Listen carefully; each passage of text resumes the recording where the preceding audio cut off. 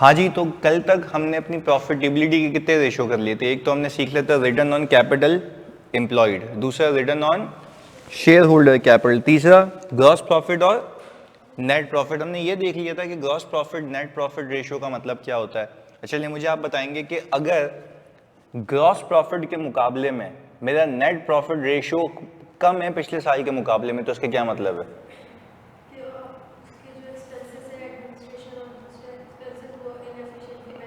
Very good. तो जो क्योंकि हमारे एक्सपेंसेस हैं जो कि अगर मैं देखूं एडमिन एक्सपेंसेस और अदर सेलिंग एक्सपेंसेस वो एफिशिएंटली मैनेज नहीं हुए, तो हमें ये रेशियो ये बताता है। अच्छा, क्या आपने अमाउंट्स को देख के कंक्लूड करना है या परसेंटेज को? क्योंकि आप देखते हैं as a percentage of sales आप पिछले साल कितना खर्चा कर रहे थे, इस साल कितना खर्चा कर रहे हैं। तो अगर इस साल आपका मार्जिन नेट मार्जिन कम होते हुए दिखता है, दैट मीन्स कि you are not good at managing expenses. Clarity है? चलें जी। Very good. तो company has not manage its expenses efficiently. बिल्कुल बिल्कुल यही कंक्लूजन है। आज प्रॉफिटेबिलिटी रेशियो में एक और रेशियो डाल देते हैं जिसका नाम है रिटर्न ऑन एसेट्स। ये फॉर्मूला आपको ये बताता है कि आपने जितने एसेट्स कंपनी में लगाए हुए हैं, अब चाहे वो नॉन करंट एसेट्स हो या टोटल एसेट्स हो, आप हर एक एसेट पे कितना कमाते हैं। यानी फॉर एग्जांपल कोई आपसे पूछे कि यार तुमने ये एलसीडी लगाई हुई है, ये कीबोर्ड लगाया हुआ है, ये सीपीयू लगाया हुआ है, ये इक्विपमेंट्स लगाए हुए हैं, कैमरा है, ये तुम्हारे एसेट्स इन्वेस्टेड हैं, सही है। तुमने ये जो एसेट इन्वेस्ट किए हुए ये तुम्हें कितना रिटर्न जनरेट करके देते हैं। तो देखो, खाली प्रॉफिटेबिलिटी को असेस करने का एक तरीका है ना कि मैं कह रहा हूं कि भाई पहले तो मैं देखता हूं कि मैंने पैसे कितने लगाए हुए हैं, चाहे वो डेट से हो या इक्विटी से हो, वो अलग हो गया। सिर्फ इक्विटी के पैसे कितने लगाए हुए हैं, अब ये कह रहा है ये सबको साइड में रखो, सिर्फ ये देख लो कि आपने टोटल एसेट्स जितने मौजूद हैं आपके, लायबिलिटी वायबिलिटी माइनस नहीं करो। अगेन वो क्या कह रहा है, लायबिलिटी वगैरह माइनस नहीं करो, आप बोलो बस टोटल एसेट्स जो आपके कंपनी में लगे हुए हैं उस पर देखो कितना रिटर्न कमाते हो। ये आपको ये बताता है कि आप कितना एफिशिएंटली अपने एसेट्स को यूज करते हैं कमाने के लिए। यानी फॉर एग्जांपल कुछ एसेट्स ऐसे होंगे ना जो आइडल होंगे। एग्जांपल देता हूँ, एक बिल्डिंग है ऐसे ही पड़ी हुई है, आपको ये ना लॉजिकली समझना होगा मेरे साथ। एक बिल्डिंग है जिसको मैंने रेंट पे भी नहीं दिया हुआ, ऐसे ही मौजूद है, तो आपको पता है जब ऐसे ही मौजूद है तो वो क्या बन गई, इन्वेस्टमेंट प्रॉपर्टी। कौन सी प्रॉपर्टी? इन्वेस्टमेंट प्रॉपर्टी, ऐसा ही है। तो मुझे आप एक बात बताएं, जब वो इन्वेस्टमेंट प्रॉपर्टी बन गई तो आप नीचे टोटल एसेट्स रखेंगे डिनोमिनेटर में, ऊपर रखेंगे प्रॉफिट। अब वो प्रॉफिट आपको ये बता रहा होगा as compare to your assets कि आपने जितने एसेट्स प्लेस इन किए हुए हैं क्या वो सही तरीके से इस्तेमाल हो भी रहे हैं या नहीं हो रहे। लेट्स से एक बंदा रेशियो दिखता है और प्रॉफिट को एसेट से डिवाइड करता है और वो बहुत कम आता है, तो यार शेयर होल्डर सवाल उठाएंगे ना, बोलेंगे भाई आपने इतने एसेट्स लगाए हुए रिटर्न क्यों नहीं आ रहा, कौन सा ऐसा एसेट है जो फारिग है जो आपको कमा के नहीं दे रहा। तो फिर वो ड्रिल डाउन करते हैं कि यार ये एसेट है फारिग पड़ा हुआ है। जैसे बिल्डिंग है, अगर मैंने खाली रखी हुई है तो मैं रेंट पे दे दूं, तो एक तो कैपिटल एप्रिसिएशन अलग आएगी और उससे रेंट अलग आएगा। तो ये एक प्रॉफिटेबिलिटी की असेसमेंट का तरीका है कि आपने जितने एसेट्स कंपनी में प्लेस इन किए हुए हैं वो आपको कितना रिटर्न जनरेट करके देते हैं। तो ये भी वन ऑफ एक असेस करने का तरीका ही है ना कि आज मैं बोलूं कि यार मैंने ARTT के सारे एसेट उठाऊं अपनी कमाई ऊपर रख दूं, तो मैं बोलूंगा यार मैंने जितने एसेट्स में इन्वेस्ट किया हुआ है, एसेट्स में इन्वेस्ट किया हुआ है, वो मुझे कितना कमा के दे रहे हैं। तो ये भी एक असेसमेंट का तरीका है। देखो यहाँ पे क्या लिखा हुआ है, this shows how efficiently entity is using its assets. तो मुझे एक बात बताओ, ये रेशियो जितना ज्यादा होगा इसका मतलब क्या है, एसेट्स एफिशिएंटली यूज हो रहे हैं कमाने के लिए, एसेट्स एफिशिएंटली यूज हो रहे हैं कमाने के लिए, क्योंकि मैंने कोई भी एसेट फारिग नहीं रखा हुआ। तो नहीं, हर एक एसेट आपने इन्वेस्ट कर देना, उससे क्या करना है, कमाना है। बात समझ आती है? और देखो नीचे लिखा हुआ है, this also shows that for every 1 rupee invested in asset of a company is generating XYZ return. यानी मैंने 1 रुपया अगर कंपनी में एसेट के नाम पे लगाया हुआ है तो मुझे कितना % रिटर्न जनरेट करके देता है। तो अगर मैं समरी बनाऊं यहाँ पे, तो आप लोगों ने जो मेरे साथ सीखा है कि आप ये भी देख सकते हैं कि यार मैंने पूरा कंपनी में कैपिटल एम्प्लॉयड लगाया हुआ, उस पर कितना रिटर्न है, जिसमें शेयर होल्डर लेंडर दोनों आते हैं, ऐसा ही है। फिर मैंने कहा सर शेयर होल्डर ने कितना पैसा लगाया हुआ वो देख लो, और एक असेसमेंट का तरीका क्या है, एसेट्स कितने लगाए हुए उस पर रिटर्न देख लो। तो ये कितनी असेसमेंट के तरीके हो गए, 3। और चौथा क्या हो गया था, ग्रॉस प्रॉफिट और नेट प्रॉफिट रेशियो। बात समझ आती है?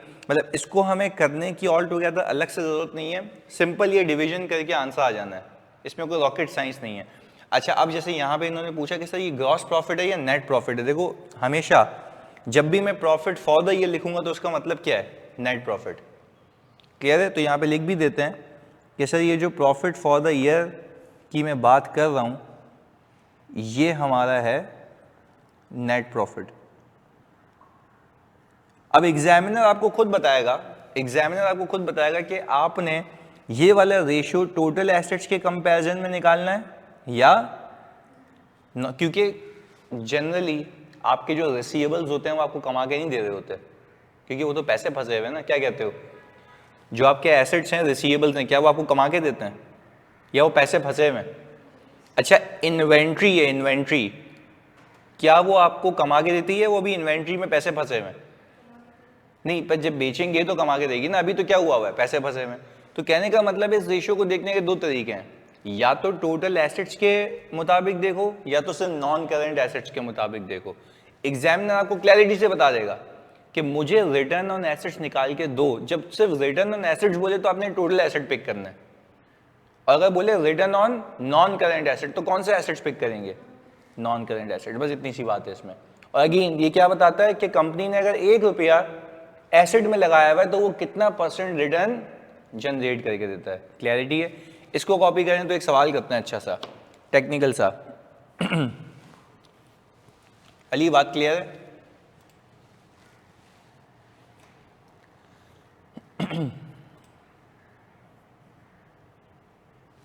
ओके जी, गुड।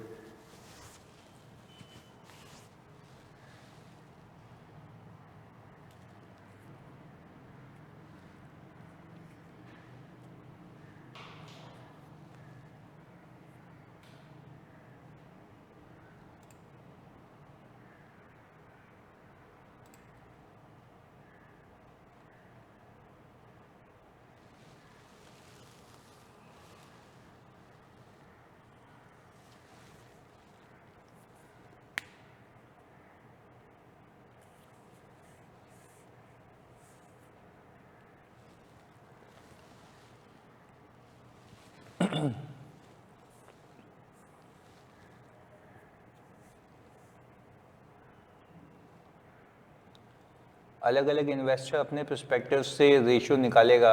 हाँ बिल्कुल ऐसा है। देखो अलग अलग इन्वेस्टर हो या एक ही इन्वेस्टर हो, वो देख सकता है कि यार हर एक चीज़ पे कंपनी कितना रिटर्न कमा के दे रही है। तो ये हिसाब किताब है। सही है ली? तो ये असेसमेंट का तरीका है, एसेट्स कितना कमा के दे रहे हैं, सही है, इक्विटी कितनी लगाई हुई है उस पर कितना रिटर्न है, कैपिटल एम्प्लॉय किया हुआ उस पर कितना रिटर्न, नेट प्रॉफिट कितना है। अच्छा एक और बात बताओ, ये जो नेट प्रॉफिट है या जीपी रेशियो जो हमने देखा, क्या ये सिर्फ शेयर होल्डर देखेगा या मैनेजमेंट भी देख सकती है?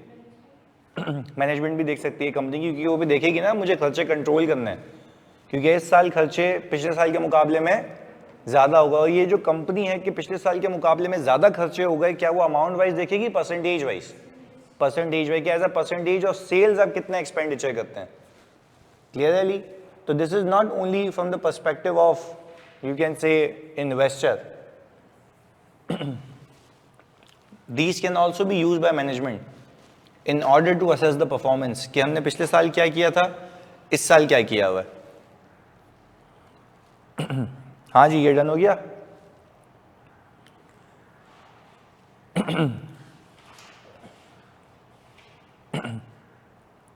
चलें, हमने ये कहा सर एक सवाल करते हैं।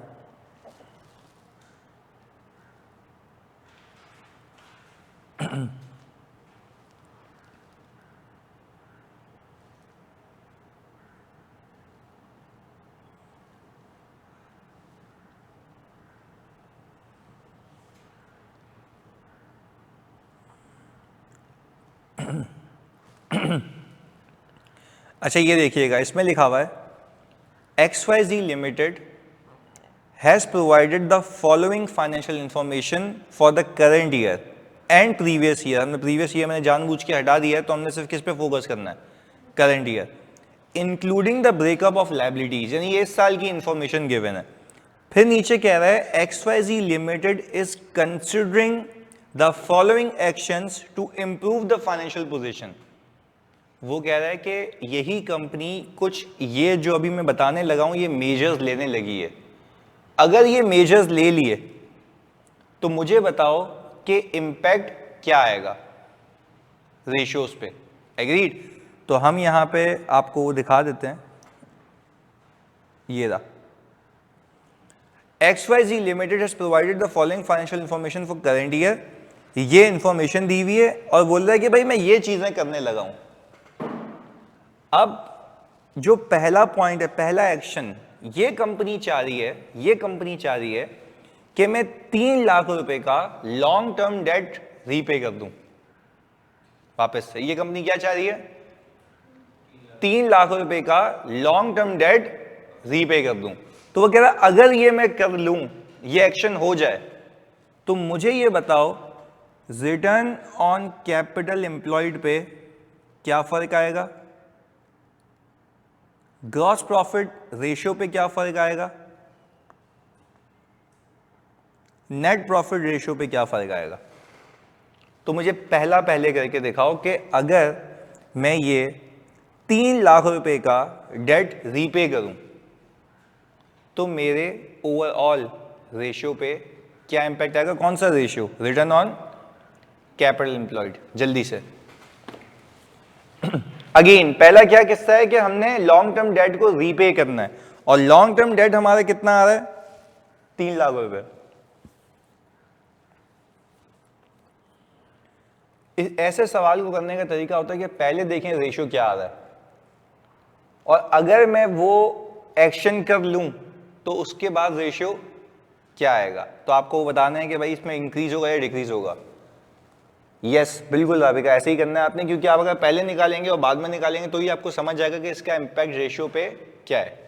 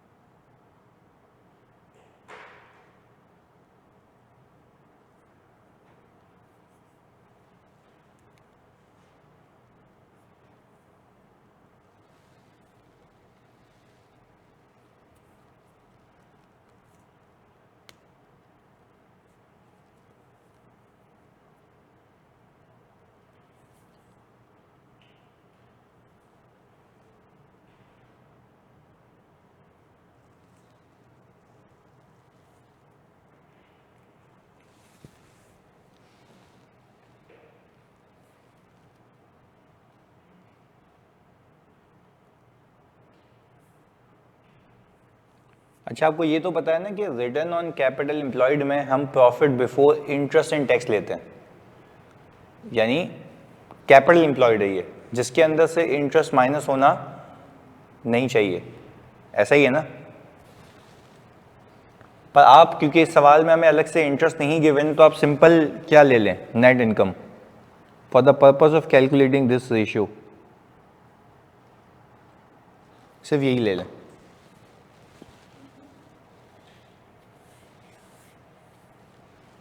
हाँ जी, क्या इफेक्ट आएगा? क्या ये रेशियो कम होगा, ज़्यादा होगा? बढ़ आएगा। चलिए जी, ऑनलाइन में तो आप भी बता दें इस रेशियो पे क्या इम्पैक्ट आएगा। यानी अगर फॉर एग्जांपल आज ये कंपनी चाह रही है कि ये जो है अपने लॉन्ग टर्म डेट को रीपे कर दे, what could be the possible impact on return on capital employed. ये कंपनी असेस करना चाह रही है कि शेयर होल्डर्स को क्या व्यू जाएगा। अली कह रहे हैं रेशियो इंक्रीज हो जाएगा, इंक्रीज होगा। लॉजिक क्या है इसकी?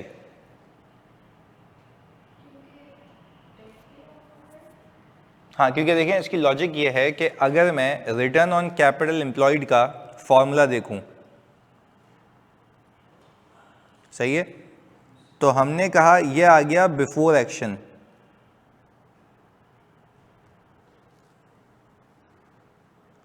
तो आपको याद है ना कि रिटर्न ऑन कैपिटल एम्प्लॉयड का फॉर्मूला क्या है? Profit before interest and tax divided by capital employed. अच्छा, कैपिटल एम्प्लॉयड के अंदर डेट भी आता है, इक्विटी भी आती है। तो अगर आपने डेट रीपे कर दिया तो नीचे डिनोमिनेटर में जो शराकतदारी करने वाले लोग हैं वो कम हो जाएंगे, तो लगे हुए पैसे कम हो जाएंगे, ऊपर अर्निंग सेम है, तो आपका जो ये रिटर्न है वो ज्यादा हो जाएगा, क्योंकि अब वही अमाउंट कम लोगों में बढ़ेगी, तो परसेंटेज वाइज ये रिटर्न ज्यादा हो जाएगा। तो अब अगर मैं कहूं कि बिफोर एक्शन आपने ये रखा 5 लाख और नीचे कैपिटल एम्प्लॉयड कैसे निकाला आपने? सर आपने ये पिक किया,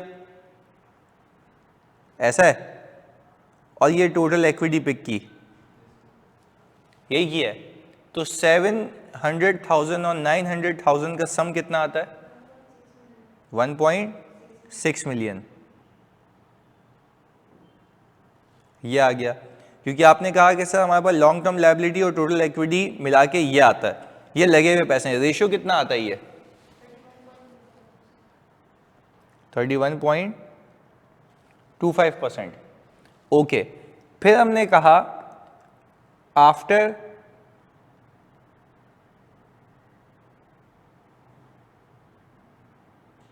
एक्शन 1,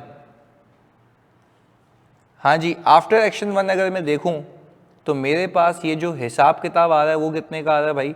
आपने कहा कि मेरे पास अर्निंग्स आ गई 5 लाख की, नीचे जो आपने डेट रीपे किया है वो 3 लाख रुपए का किया है, ऐसा ही है।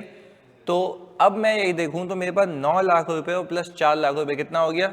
1.3 मिलियन, ये आ गया। तो अब कितनी परसेंट हो गई? 38.46।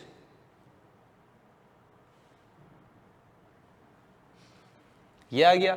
तो वेरी गुड। तो आप ये कहेंगे, अगर वो कमेंट्री कहने को कहता है, when the company will repay its long term debt,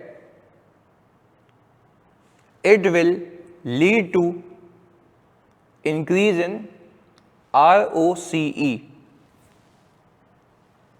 ऐसा ही है, यही होगा ना कि when the company will repay its long term debt, it will lead to increase in ROCE। यानी अगर कोई भी कंपनी ये मेजर लेना चाहेगी तो उसका return on capital employed increase हो जाएगा।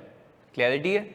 चलें जी, अब मुझे बताएं दूसरा एक्शन कि increase in sales by 500,000 with no increase in operating expenses and apply a markup of 20% of cost of goods sold। तो वो कह रहा है कि भाई अगर मैं अपनी सेल्स को बढ़ा दूं 5 लाख रुपए से, सही है, सेल्स को बढ़ा दूं किससे?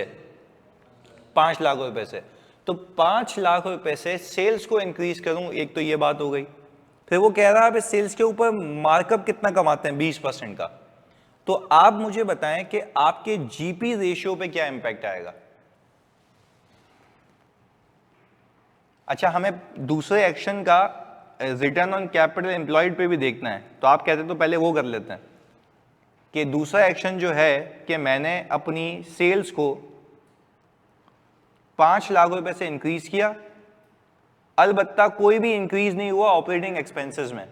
तो आप मुझे ये बताते हैं कि अगर मैं 5 लाख रुपए को डिवाइड करूं 120 से और मल्टीप्लाई करूं 20 से, तो मेरी नेट कमाई कितनी है?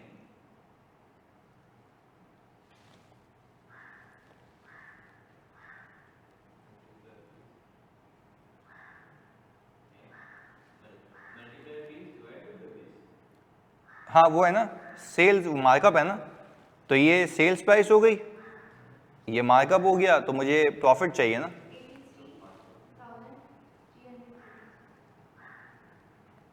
यही है, ये मार्कअप हो गया ना। सेल्स तो 120% होगी ना अगर मार्कअप है तो 120 से डिवाइड करके 20 से मल्टीप्लाई करके मार्कअप निकाल लिया, प्रॉफिट निकाल लिया। सही है, ये हो गया। अब हम ये देख लेते हैं कि दूसरे एक्शन का इसी रिटर्न ऑन कैपिटल एम्प्लॉयड पे क्या इंपैक्ट है। देख के बताओ, इंक्रीज होगा डिक्रीज होगा?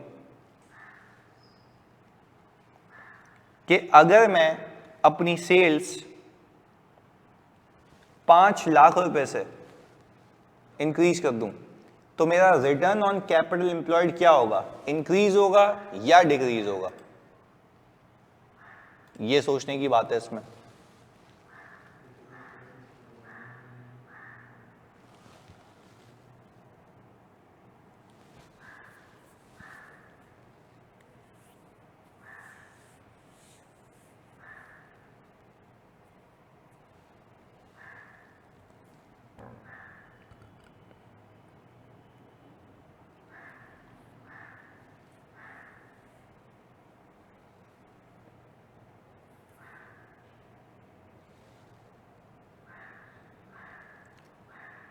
अली ने अच्छा सवाल किया सर, दूसरे एक्शन में लोन रीपेड ही नहीं, अब दूसरे एक्शन के अंदर आप पहले वाले को भूल जाएंगे।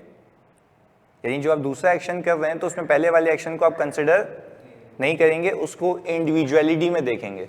सही है अली? तो आप ये बोलेंगे पहले वाले एक्शन को भूल जाओ, अब सिर्फ दूसरे वाले पे फोकस करो कि दूसरे वाले का इंपैक्ट क्या होगा।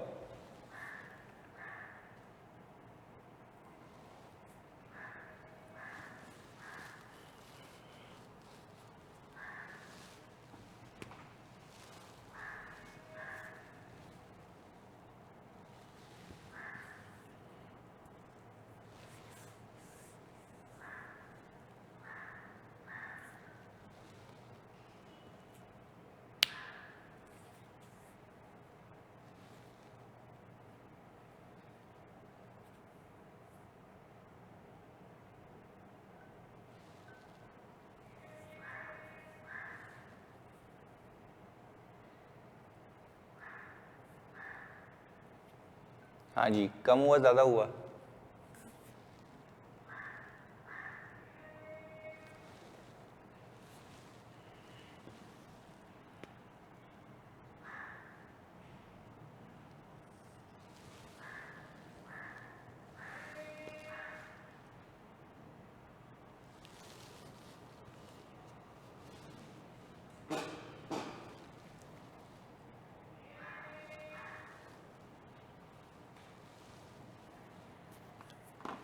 हाँ जी, मनाहिल, अली, अब्दुलरहमान, रबिका।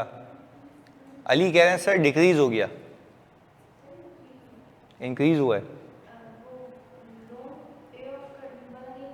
हाँ, लोन रीपे वाला नहीं लेंगे, हाँ इंक्रीज हुआ है।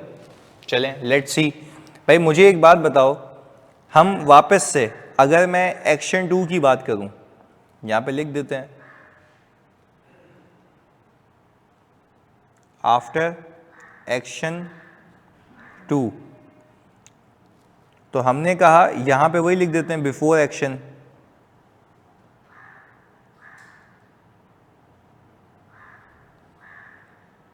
अच्छा, बिफोर एक्शन तो हम ये कह सकते हैं ना कि वही हिसाब किताब था हमारा, 500,000 डिवाइडेड बाय 1.6 मिलियन, तो ये आ गया 31.25%।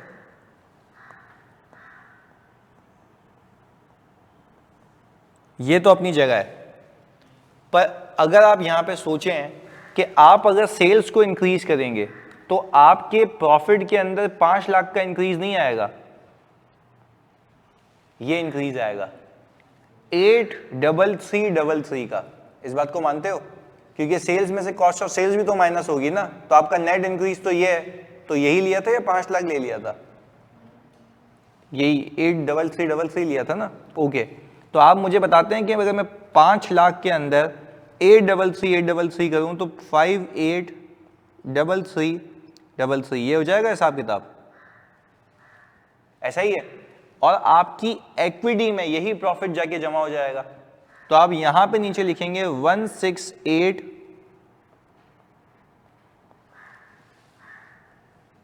रीजन बताता हूं, आपका प्रॉफिट कहां जाके जमा होता है जल्दी बताओ? रिटेन अर्निंग में। तो रिटेन अर्निंग भी तो इक्विटी है ना, तो क्या आपकी लगाई हुई इक्विटी इंक्रीज हो जाएगी? तो जल्दी बताओ कितना आता है? 34.65।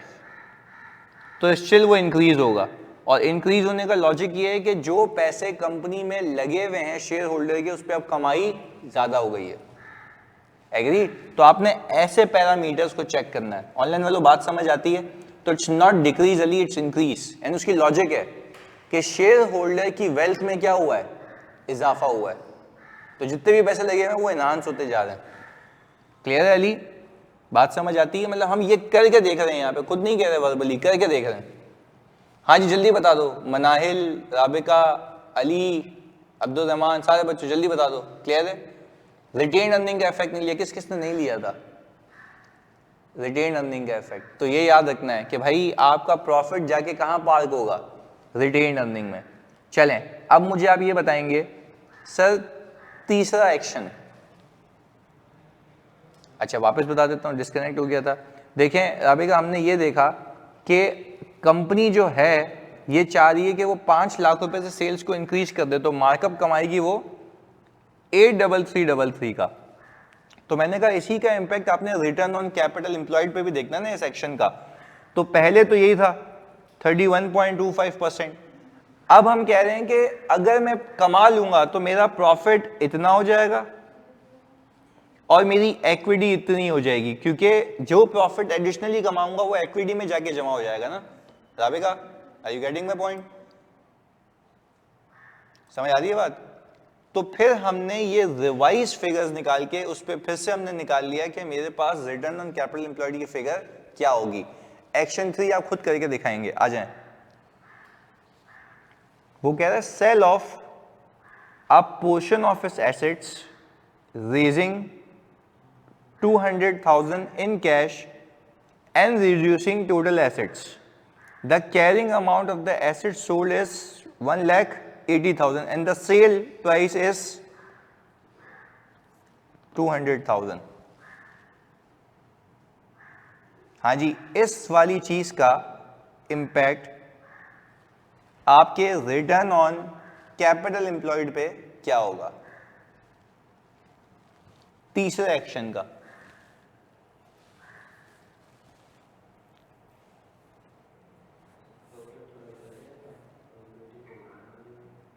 देखें, करके देखें तो पता लगेगा। ऐसे इसमें तो सीधा सीधा हिसाब किताब नहीं है।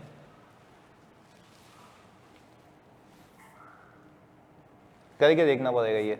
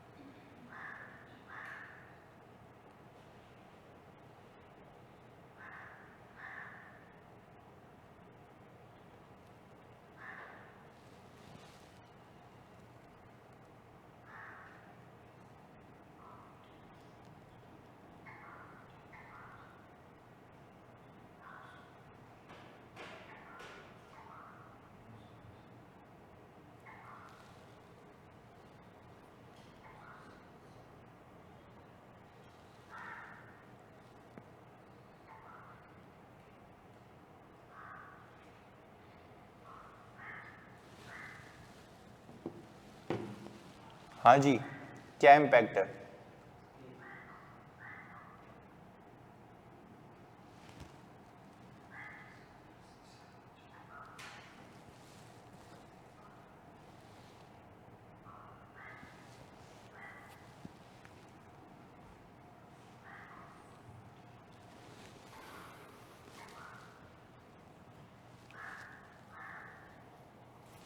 हाँ जी बच्चों जल्दी बताओ, अब्दुल जमान क्या इम्पैक्ट है, अली, राबिका, मनाहिल, क्या इम्पैक्ट आ रहा है? इंक्रीज हो रहा है, डिक्रीज हो रहा है? इंक्रीज हो रहा है।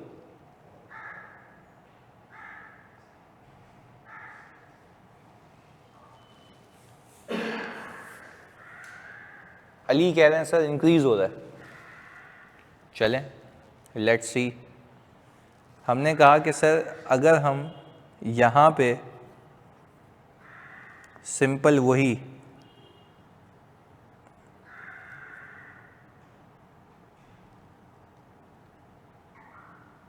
बिफोर एक्शन 1 वाला काम करें तो वो ये रहा। फिर हमने कहा कि आफ्टर एक्शन 3 ROCE पे क्या इम्पैक्ट आएगा? अच्छा आप पहले ये इंक्रीज कह रहे हैं, मनाइल भी इज़्ज़त के इंक्रीज होगा, अब्दुल रहमान भी कह रहे हैं, ओके चलें। अब मुझे एक बात बताएं सोच के, अगर ये मैं डिस्पोजल की एंट्री देखूं तो आप इस बात को मानते हैं कि मेरे पास कैश डेबिट होगा 200,000 से, एसेट या पीपी चला जाएगा 180 से, गेन आ जाएगा। आप अगर सिर्फ इसको देखने के दो तरीके हैं जो मैं आपको सिखाता हूं, ये गेन जो है जल्दी से बताओ क्या ये गेन आपके पीएनएल में जाएगा?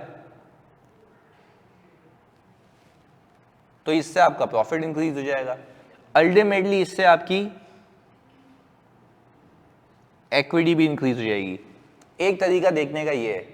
दूसरा देखने का तरीका ये होता है इक्विटी कैसे निकालते हो, एसेट्स माइनस लायबिलिटी।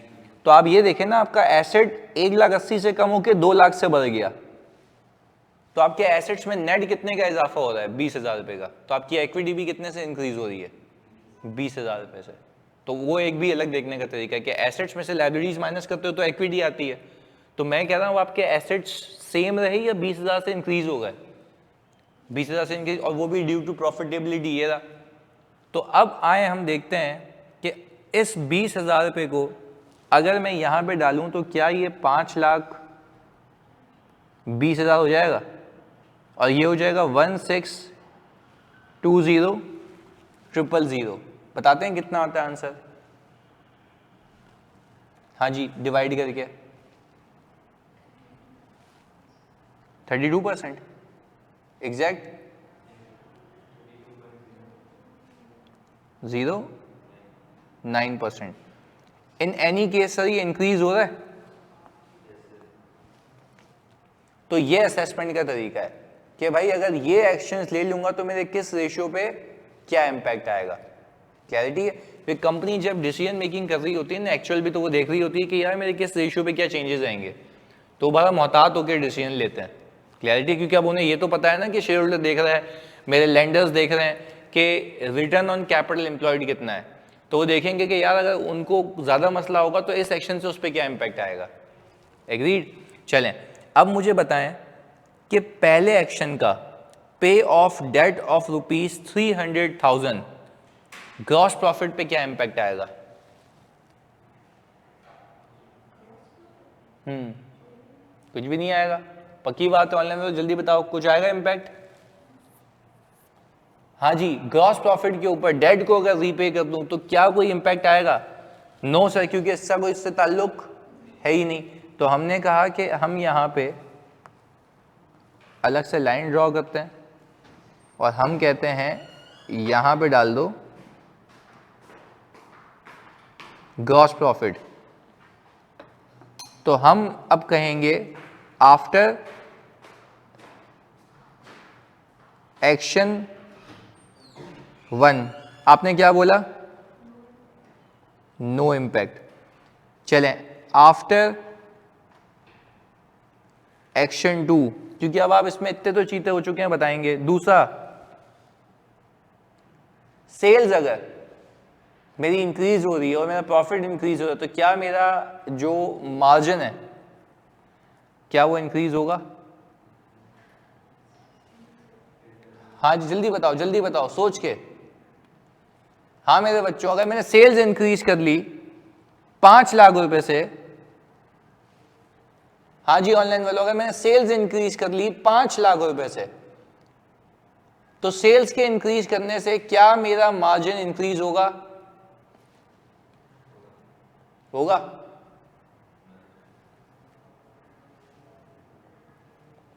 हाँ जी, अली कह रहे हैं नहीं होगा। जल्दी बताओ बाकी बच्चों। यार देखो ये तुम लोगों की परीक्षा है ना, राबिका भी मना कर रही है, आप लोग क्या कहते हैं? कोई इम्पैक्ट नहीं आएगा। देखो मैंने अभी कंफ्यूज किया ना तुम लोगों को, इसलिए क्योंकि याद करो पर यूनिट मार्जिन क्या रहता है। तो अगर मेरे सारे प्रोडक्ट्स के ऊपर 20% का मार्जिन है तो ये मार्जिन कभी भी चेंज, मैंने आपको बताया था ना, मैं कितने 1000 यूनिट्स क्यों ना बेच दूं, पर यूनिट की कमाई क्या रहती है, अनलेस कि आपकी प्राइसिंग में और कॉस्ट में फर्क आ जाए। बात समझ आती है? तो हम यहां पे लिख रहे हैं नो इम्पैक्ट बिकॉज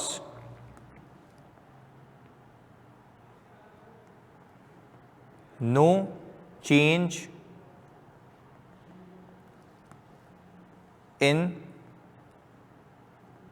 प्राइसिंग और कॉस्ट। एग्रीड? ये बात याद रखनी है, ये मैंने तभी अलग से सिखाई थी कि आपके मार्जिन हिट नहीं होते अगर आप जितने भी ज्यादा क्वांटिटी बेच लें। हाँ अगर ये कहता है ना मैंने ये स्पेसिफिक गुड्स ज्यादा मार्जिन पे बेचे तो मतलब उसने प्रॉफिट उस पे, तो आपका मार्जिन चेंज हो जाता। उस केस में आप कहते हैं आपका मार्जिन इंक्रीज होता। क्लियर है? तो ये बात आपने याद रखनी है। चलें, वेरी गुड, याद था, अच्छी बात है। आगे आ जाएं भाई। हमने एक एसेट को बेचा जिसपे गेन कमाया 20 लाख रुपए का, ग्रॉस प्रॉफिट पे क्या इंपैक्ट है? कुछ भी नहीं। ग्रॉस प्रॉफिट अली नहीं भाई, क्या हो गया? ओसीआई में क्यों जाएगा? रीवैल्यूएशन सरप्लस तो नहीं है, ये गेन ऑन डिस्पोजल है। तो भाई हम कह रहे हैं जीपी पे तो कोई इंपैक्ट नहीं है। आफ्टर एक्शन 3 आप लोग कह रहे हैं भाई नो इम्पैक्ट। सही है? चलें, अब हम आ गए नेट प्रॉफिट पे।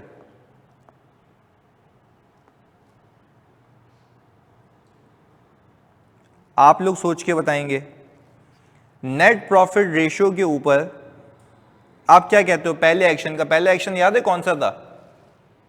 कि लॉन्ग टर्म डेट को रीपे करना है। नेट प्रॉफिट पे क्या इंपैक्ट है? बिल्कुल ऐसा ही है राबिका। अदर कॉम्प्रिहेंसिव लिखा है ना तुमने मेरी जान, वो नहीं आएगा ना। हाँ जी, अगर लॉन्ग टर्म डेट मैंने रीपे कर दिया तो उसका नेट प्रॉफिट रेशियो पे क्या इंपैक्ट है? हाँ जी, नेट प्रॉफिट रेशियो पे सोचो एंट्री क्या बनती है, सोचो एंट्री क्या बनती है। कोई इंपैक्ट नहीं है। रीजन? पीएनएल में तो नहीं जा रहा ना, वो डेट रीपे हो जाएगा तो कैश कम हो जाएगा और लायबिलिटी कम हो जाएगी, कहानी खत्म, और कोई भी इंपैक्ट नहीं है। तो हम यहाँ पे कह रहे हैं कि सर इसका नेट प्रॉफिट रेशियो पे लोन रीपे करने का कोई इंपैक्ट नहीं है। अच्छा दूसरा क्या था? दूसरा एक्शन, सेल्स को इंक्रीज कर लिया है, सेल्स को इंक्रीज कर लिया है मैंने और प्रॉफिट ज्यादा हो गया है मेरा। सही है? तो आपका जो नेट प्रॉफिट रेशियो है, नेट प्रॉफिट रेशियो, वो क्या होगा? No impact. ये देख लो, नो इम्पैक्ट, इंक्रीज होगा। क्योंकि देखो आप नीचे तो आपके ऐसे एक्सपेंसेस है ना जो बाकी भी हिल सकते हैं, तो अगर आप नीचे टोटल प्रॉफिट इंक्रीज कर दोगे तो वो परसेंटेज तो एज कंपेयर टू सेल्स बढ़ जाएगी ना। देखो अगर आप पर यूनिट लेके चल रहे हो, सही है, पर यूनिट में इतना मार्जिन कमाती हूँ या कमाता हूँ, वो तो सेम रहेगा ऊपर तक, पर नीचे अगर आपने उसमें से ज्यादा एक्सपेंसेस माइनस किए हुए उसके अंदर एक इनकम आ जाए, तो क्या वो इनकम, हाँ बिकॉज ऑपरेटिंग एक्सपेंसेस इंक्रीज नहीं हो रहे और आपकी इनकम इंक्रीज हो रही है सिर्फ, तो वो इनकम इंक्रीज होके आपके नेट प्रॉफिट रेशियो को क्या करेगी? इंक्रीज कर देगी। बात समझ आ रही है? तो यहां पे हम कहेंगे कि आपका नेट प्रॉफिट रेशियो क्या हो जाएगा, देखो ना क्या लिखा हुआ है, with no increase in operating expenses. तो आपका जीपी इंक्रीज हो गया तो नीचे नेट प्रॉफिट भी इंक्रीज हो गया। तो नेट प्रॉफिट को अगर पिछले वाले से कंपेयर करके डिवाइड कराओगे तो आपका आंसर क्या आएगा, तो बस जीपी को डिवाइड कराओगे आंसर सेम आएगा, क्योंकि वो ratio unit wise per unit क्या है, सेम है। तो आप लाखों यूनिट से क्यों ना डालते हैं वो सेम होता, but yes if it is compare to net profit तो वो क्या हो जाएगा, बढ़ जाएगा। क्लैरिटी है, बिल्कुल मैथ्स है इसमें सिर्फ। आगे ये आप बताएंगे, अगर मैं अपने एसेट का कोई पोर्शन बेचूं जिस पे 20,000 रुपए का गेन कमाऊं तो नेट प्रॉफिट रेशियो पे क्या होगा, इंक्रीज होगा। हाँ जी ऑनलाइन बोलो, आप बताओ, इंक्रीज होगा। और इंक्रीज की लॉजिक क्या है, क्योंकि प्रॉफिटेबिलिटी, तो आपने तो सर ग्रॉस प्रॉफिट में तो नो इम्पैक्ट कहा था, वो तो सेल्स और कॉस्ट ऑफ सेल्स होते हैं ना, ये इनकम अदर इनकम होती है, अदर इनकम आती है ग्रॉस प्रॉफिट के बाद। तो हमने कहा सर ये भी क्या हो जाएगा हमारा, इंक्रीज हो जाएगा। बात समझ आती है। तो ये हमने एक पहला आइडिया लिया था कि अगर आपको एग्जामिनर ऐसी नौयत का सवाल पूछता है कि इन एक्शंस के मेरे किस रेशियो पे क्या इम्पैक्ट है तो जरा वो बता दें, तो क्या एक हल्का फुल्का आइडिया आता है कि किस तरीके से उसको लेके चलना। भी आगे हम ऐसे और सवालात करेंगे, बट अभी सिर्फ इसलिए कि समझ आ जाए कि व्हाट इज हैपनिंग, कि वो पूछ कैसे सकता है। क्लैरिटी है। तो हमने फिलहाल तो खत्म कर लिए प्रॉफिटेबिलिटी रेशियोज, अब आप अपने पास हेडिंग डाल देंगे लिक्विडिटी रेशियोज जल्दी से, और आगे सारे एक साथ टेस्ट होते रहेंगे मिलके।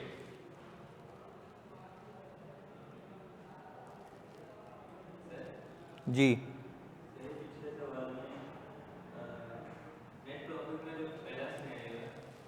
नेट प्रॉफिट में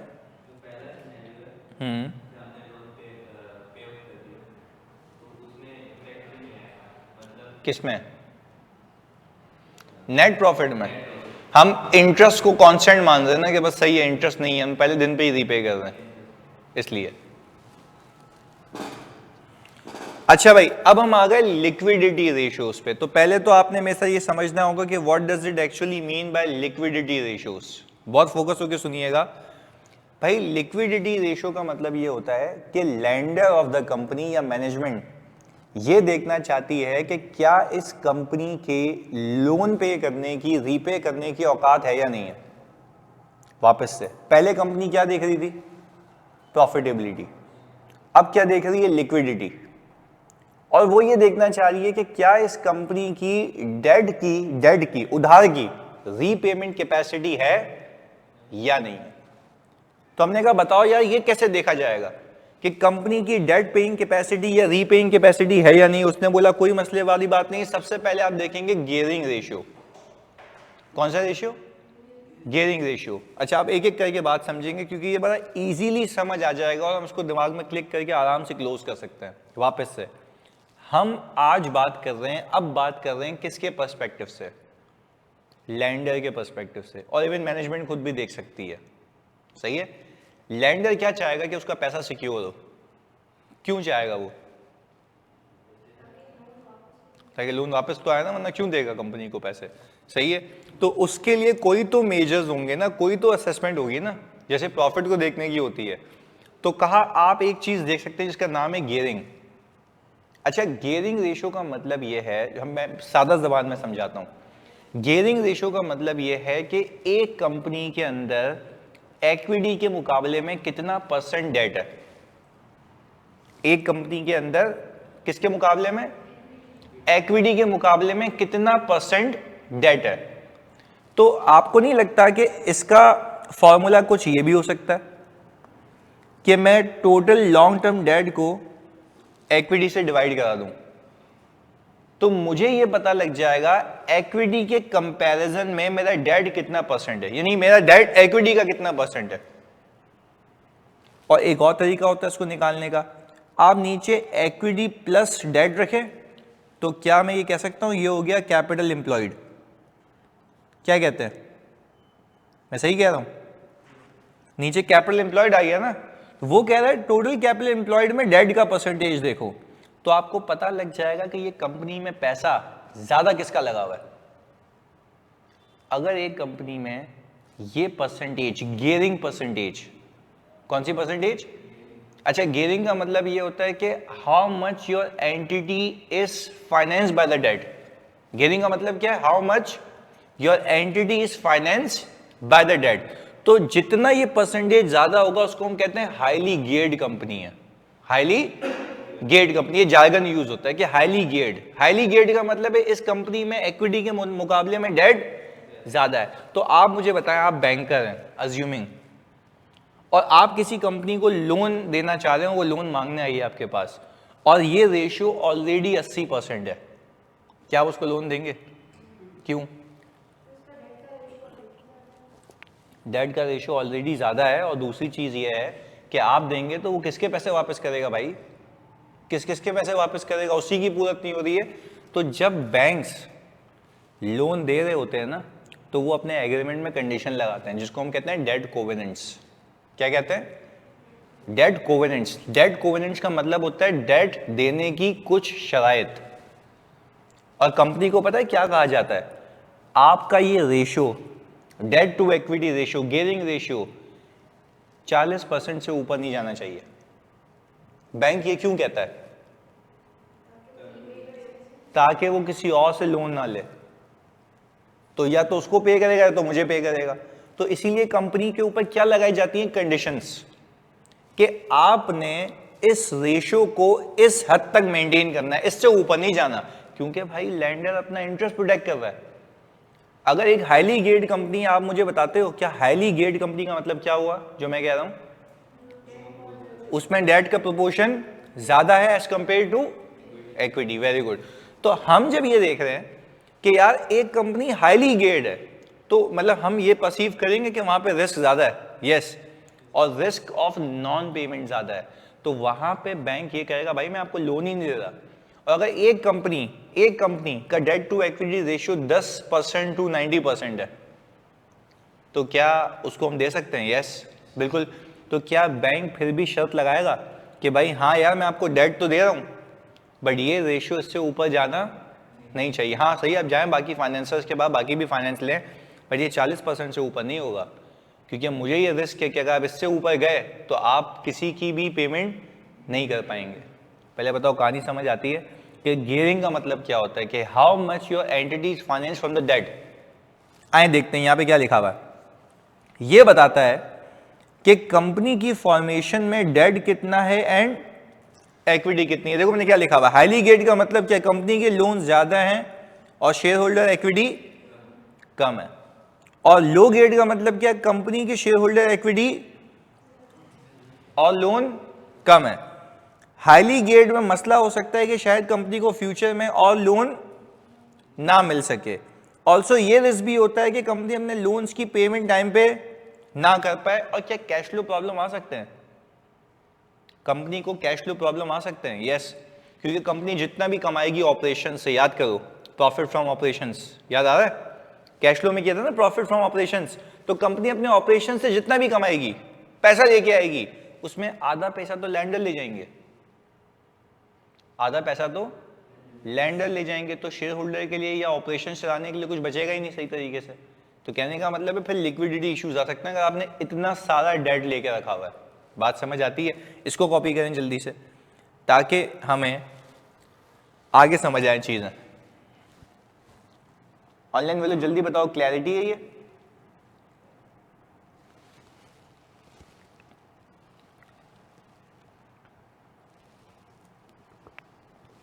वेरी गुड।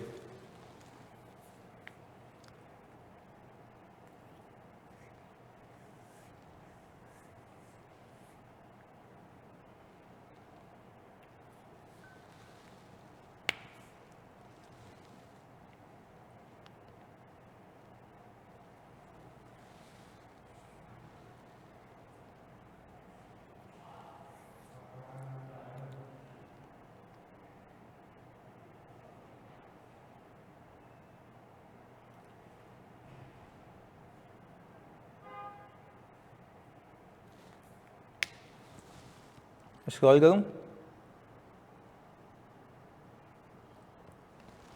अच्छा, कोई आपसे पूछे जो आप गियरिंग रेशियो देख रहे हैं, क्या ये प्रॉफिटेबिलिटी को असेस करने के लिए? तो फिर किसके लिए कि कंपनी कितनी परसेंट गियर्ड है? ये लैंडर के पर्सपेक्टिव से ये जो आपकी प्रॉफिटेबिलिटी है उसकी असेसमेंट नहीं है।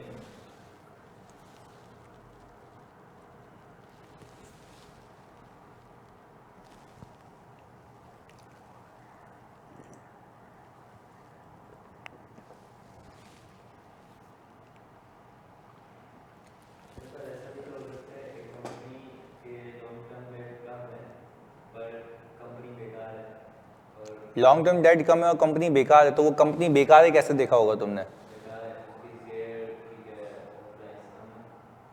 नहीं, शेयर प्राइस कम से तो नहीं देखा जाता ना कंपनी बेकार है, वो तो मार्केट परसेप्शन होता है। ये रेशियो तो इसलिए तो निकाल रहे हो कि कंपनी की हालत देख सको, तो प्रॉफिटेबिलिटी असेस करोगे ना। ऐसे तो मैं तुम्हें PDCL दिखाऊं, ऐसी ऐसी बड़ी जाइंट कंपनीज दिखाऊं, हम नेटवर्क है, उसकी प्राइस देखो लिस्टेड है, वो 10 रुपये से भी कम है, बट प्रॉफिट्स बिलियन में। तो वो उसके बहुत फैक्टर्स होते हैं मार्केट में कि आपकी प्राइस कम क्यों होती है। सही है, तो आप कंपनी की हालत उसके फाइनेंशियल्स को देख के लगाते हैं। शेयर प्राइस में फ्यूचर प्रोस्पेक्ट्स भी होते हैं कि मार्केट क्या उसको भाव दे रही है।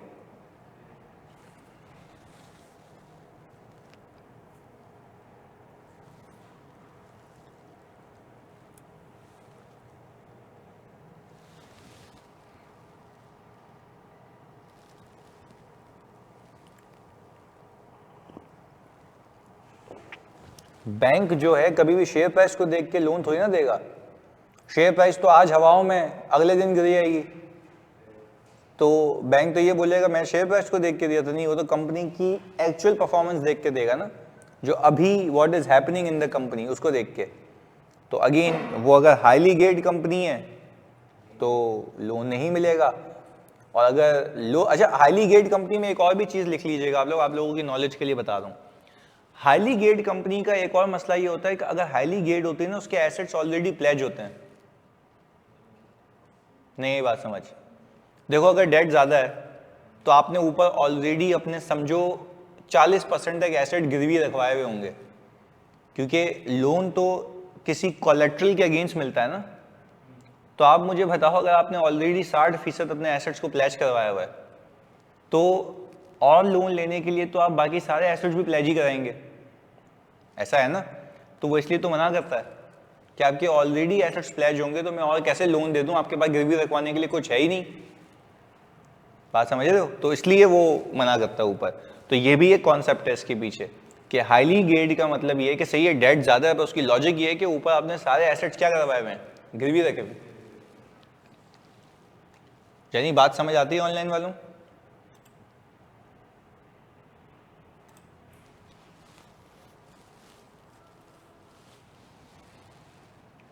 Okay, good.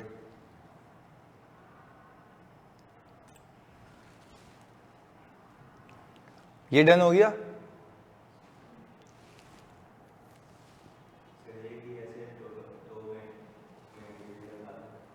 हाँ, अगर उसकी वैल्यू ज़्यादा है,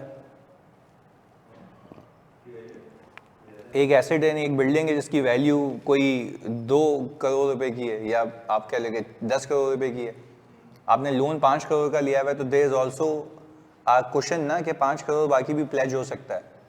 तो उसको हम कहते हैं चार्ज क्रिएट करवाना प्रॉपर्टी पे। तो आप एक लीगल डॉक्यूमेंट बनवाते हैं जिसमें चार्ज क्रिएट होता है, जिसमें 5 करोड़ रुपए एक के नाम पे, 5 करोड़ रुपए एक के नाम पे। तो लोन आप 2 बैंक से ले सकते हैं, यानी इसको हम कहते हैं हाइपोथेकेशन चार्ज, 2 कंपनीज का, 2 बैंक्स का। तो अगर ये फेल करेगा अपनी ऑब्लिगेशन को पे करने के लिए, तो वो बैंक जब प्रॉपर्टी बेचेगा तो कितने हिस्सों में बढ़ेगी? तो एक बैंक को जाएगी और दूसरे बैंक को जाएगी। सिक्योर्ड है, सही। तो इट्स पॉसिबल कि आप एक ही सिक्योरिटी को 2 के पास चार्ज क्रिएट करा दें, दिस इज पॉसिबल। चलें, पहले बताओ ये बात समझ आती है डेट टू इक्विटी वाली? हमें सिर्फ परसेप्शन पता होना चाहिए कि डेट टू इक्विटी रेशियो बताता है कि how much your company is गेड। देखो यहाँ पे लिखा हुआ भी है ना, हाईली गेड में मसला हो सकता है कि शायद कंपनी को फ्यूचर में और लोन ना मिले, और ये बताता है कि कंपनी की फॉर्मेशन में डेट का पोर्शन कितना है और इक्विटी का पोर्शन कितना है। चलें आगे, हम फिर लैंडर के पर्सपेक्टिव से बात कर रहे हैं और लैंडर हमें ये कह रहा है कि तुम्हें एक इंटरेस्ट कवर रेशियो मेंटेन करना है। आए जी, इसका मतलब समझते हैं। हमने कहा भाई ये बताओ भाई लैंडर के इंटरेस्ट कवर का मतलब क्या है। उसने बोला इंटरेस्ट कवर का मतलब ये है, सीधी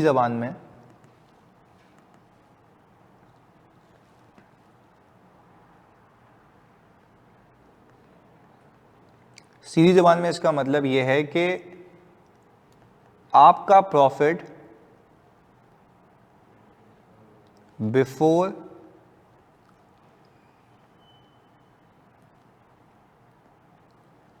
पेइंग इंटरेस्ट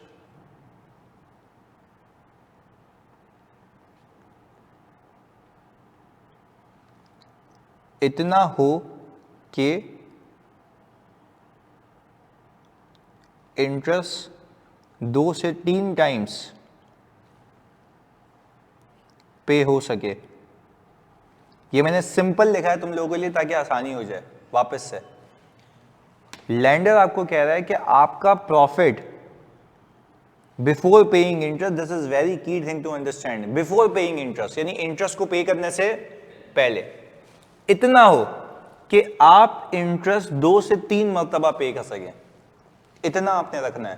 क्वेश्चन, क्या आप इतना कमाओ कि आपके पास इतना प्रॉफिट हो कि उसमें से इंटरेस्ट 2 से 3 टाइम्स पे हो सके। बात समझ आ रही है? तो इसके लिए फॉर्मूला बनाया गया, वो फॉर्मूला क्या था जरा मैं आपको बताता हूं। उसने कहा कि भाई profit before interest and tax आप ऊपर रखें और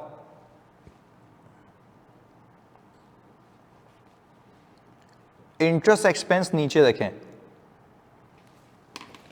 तो मुझे बताओ क्या ये फॉर्मूला आपको ये नहीं बता रहा कि अगर मेरे पास, अज्यूम कर रहा हूं कि 100 रुपीस का या 100 मिलियन का profit before interest and tax है, यानी इंटरेस्ट को पे करने से पहले, इसमें से एक हिस्सा किसका पे करना है मुझे, इंटरेस्ट का।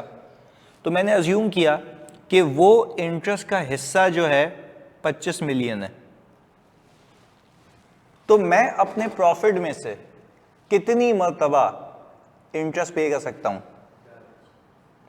4 टाइम्स। तो ये वाला जो रेशियो है ना, परसेंटेज में नहीं आता है, टाइम्स में आता है। इंटरेस्ट कवर यानी आपका प्रॉफिट कितना कवर कर सकता है इंटरेस्ट को, कितनी बार कवर कर सकता है इंटरेस्ट को। बात समझ आ रही है? ये लैंडर क्यों लगाता है, सोच के बताते हो इतनी एग्जांपल के बाद, क्यों लैंडर चाह रहा है कि ये होना चाहिए? यस एग्जैक्टली, कि कहीं और से भी लोन लिया हुआ हो तो ये प्रोटेक्टेड रहे। बात समझ आ रही है? और कहीं और से नहीं भी लिया हुआ हो तो इसके पास इतना क्वेश्चन हो कि कल को 2 टाइम्स पे भी आ जाए तो एक मर्तबा तो पे करने की इस्तिताअत होनी चाहिए। यानी इसमें प्रेशर डाला ना कि आपने इतनी तो कमाई करनी है कि आप इंटरेस्ट 4 बार पे करने की इस्तिताअत रखें। अब किसी और से लोन लेगा उसको भी पे कर पाएगा, मेरा लोन है तो वो तो पे ही कर पाएगा। और व्हाटसोएवर अनयूजुअल सर्कमस्टेंसेस की वजह से कोविड आ गया, सेल नहीं हो रही है, तो एटलीस्ट कम होते होते तो ऐसा तो नहीं ना कि 0 पे आ जाएगा, 2 पे आ जाएगा, 1 पे आ जाएगा, मेरे पैसे तो निकल आएंगे ना। तो कहने का मतलब ये है कि इसलिए भी ये भी शर्त कौन लगाता है? लैंडर। बैंकर बोलेगा भाई आपने इंटरेस्ट कवर रेशियो इतना मेंटेन करना है। तो आपकी नजर में अब तक लैंडर ने आपको कितने रेशियोज बोले? 2। एक बोला गियरिंग रेशियो या उसका दूसरा नाम है डेट टू इक्विटी रेशियो, कि भाई इतना मेंटेन करना है। वो अगेन ये क्यों कह रहा है? ताकि अपना इंटरेस्ट को प्रोटेक्ट कर पाए। ये एग्रीड है। फिर वो दूसरी कंडीशन लगा रहा है कि आपने इंटरेस्ट कवर रेशियो इतना मेंटेन करना। कोई आपसे नॉर्मली पूछे इंटरेस्ट कवर का मतलब क्या है, कि आपका प्रॉफिट इतनी मर्तबा इंटरेस्ट को कवर करना चाहिए जो टाइम्स में निकलता है। आए देखते हैं, यहां पे मैंने लिखा हुआ ये बताता है कि कंपनी अपने ऑपरेटिंग प्रॉफिट से इंटरेस्ट कितनी मर्तबा पे कर सकती है। ऑपरेटिंग प्रॉफिट अज्यूम करो 600 का है, इंटरेस्ट एक्सपेंस 200 का है, तो कितने टाइम्स पे कर रहे हैं? 3 टाइम्स। मतलब कंपनी के पास इतने प्रॉफिट्स हैं कि वो अपनी इंटरेस्ट की कॉस्ट 3 मरतबा पे कर सकती है। बोले तो इंटरेस्ट पे करने के बाद भी कंपनी के पास दुगना प्रॉफिट बच जाएगा। भाई अगर 3 टाइम्स पे करने की इस्तात है तो एक बार पे करूंगा तो 2 टाइम्स तो वैसे भी बच गया ना, वो अगले साल यूज हो जाएगा और ये प्रॉफिट कहां जमा हो जाएगा? रिटेन अर्निंग में। तो लैंडर से वो अपना इंटरेस्ट प्रोटेक्ट कर रहा है, दैट्स इट।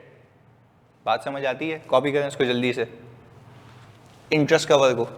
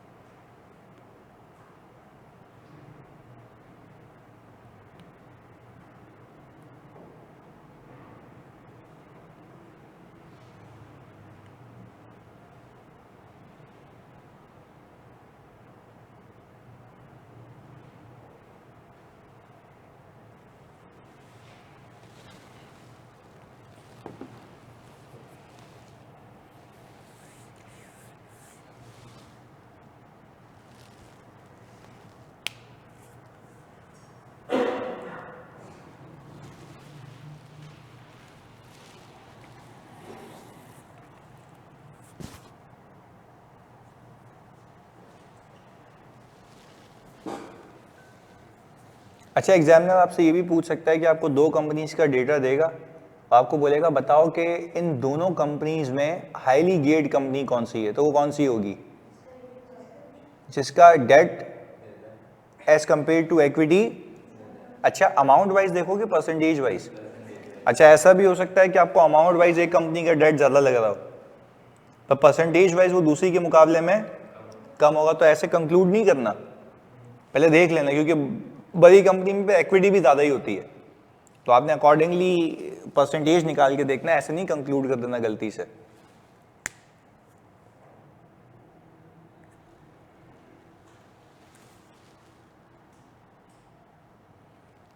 हाँ जी, डन हो गया ये, आगे चलें।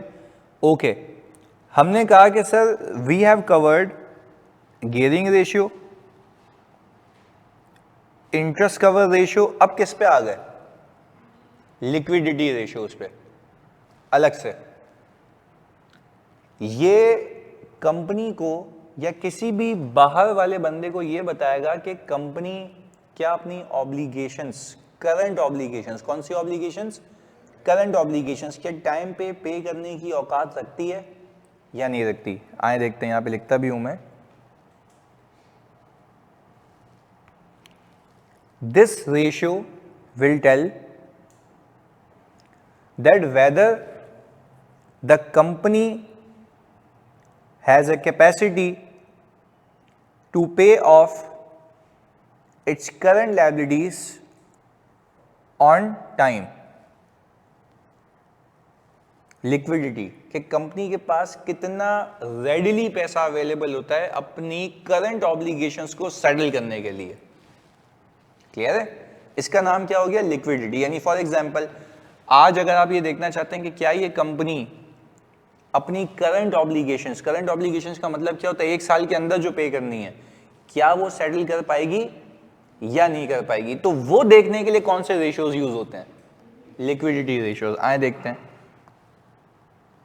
आए जी देखते हैं। अच्छा, इसका यूज भी मैं लिख देता हूं कौन करता है। सर इसका यूज सबसे पहले तो कौन करती है? क्योंकि मैनेजमेंट ने बिजनेस चलाना होता है ना, तो मैनेजमेंट ही तो ये देख रही होगी कि यार क्या पैसे हैं या नहीं, अगले साल दे पाएंगे नहीं दे पाएंगे, ये सारी चीजें। दूसरा, क्या लैंडर को पंचायत होगी? इसको क्यों टेंशन होगी?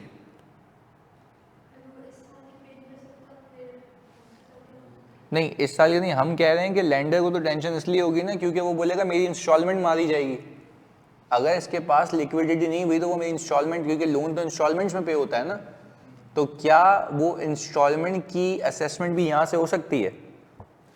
देखो एक तो लोन देते वक्त सोचा ना उसने गियरिंग रेशियो, और कंडीशन लगा दी कि गियरिंग इससे ऊपर नहीं जानी चाहिए, फिर उसने इंटरेस्ट से अपने आप को कवर किया।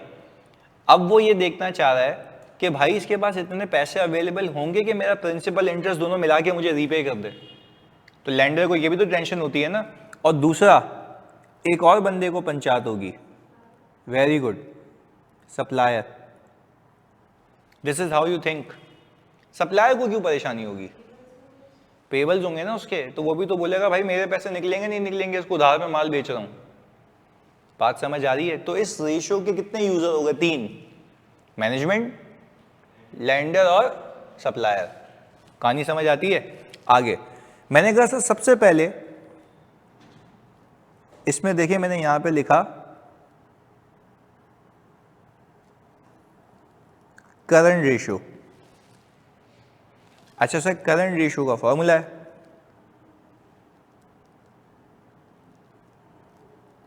करंट एसेट्स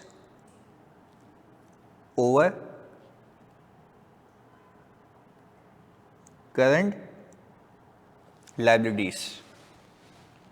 अब जरा बात समझिएगा, आपको नहीं लगता कि करंट एसेट्स का मतलब यह है, करंट एसेट्स का मतलब यह है कि जो विद इन 1 ईयर रिकवर होंगे एंटिसिपेटेडली। लेट्स से क्या करंट एसेट्स के अंदर मुझे जल्दी बताना, आपके रिसीवेबल्स आते हैं? आते हैं सर? ट्रेड रिसीवेबल नहीं आते? आते हैं भाई। सर क्या करंट एसेट्स के अंदर आपकी इन्वेंट्री आती है?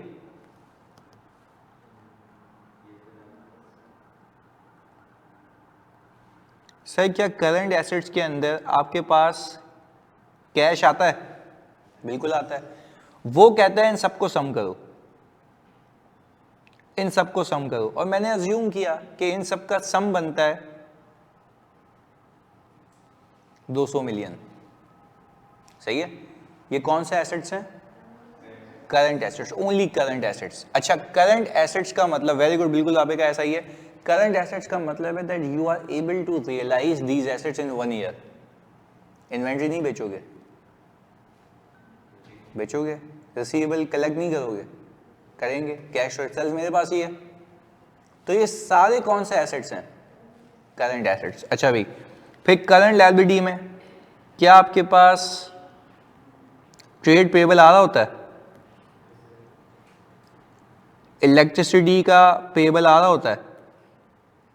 और सर यहां पे सैलरी पेबल और बाकी के अक्रूवल आ रहे होते हैं। क्या ये सब के सब आपको 3 साल में पे करने हैं या 1 साल में? 1 साल में क्यों? करंट है ना सर। सप्लायर भी तो अगले दिन मांगेगा ना पैसे। आपके जो एम्प्लॉय काम कर रहे हैं आपको बोलेंगे 1 साल बाद पैसे दो, या अभी मांगेंगे? अभी मांगे। तो यानी ये 31 दिसंबर पे हालत है जो ये बता रही है कि 31 दिसंबर पे, क्योंकि बैलेंस शीट तो एज ऑफ की बनती है ना, एजेड की, तो एजेड पे करंट एसेट्स 200 मिलियन के, करंट लायबिलिटीज मैंने उठाई तो 50 मिलियन की बनती हैं। सही है? अच्छा, अब मैंने कहा कि जब मैं इनको डिवाइड करूंगा तो जल्दी से मुझे बताते हो कि कितना आंसर आता है? हाँ जी, 4।